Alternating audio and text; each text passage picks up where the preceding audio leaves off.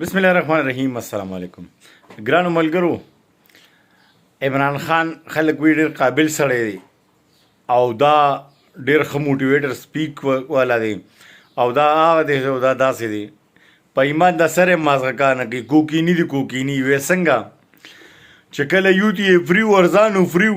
نو د سره اوس چې د یو یوت یې د سر قیمت 2 لک روپۍ شو نو دته انکار کوي د دې سره زماړو سره تعلق نشته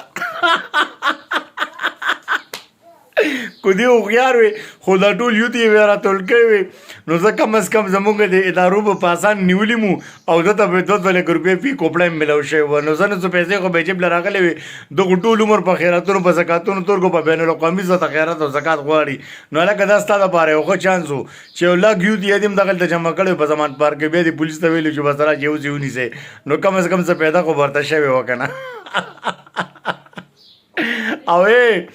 په 5-6 میاشته کې پلیستر د خپې نه لرې کېدو خپه ماته وه قسم په خدای اوس عدالت کې دونه چاق روان دونه ټیټ روان یاره رینجر وایرانو سلامونه او نیکې هیلې احترامات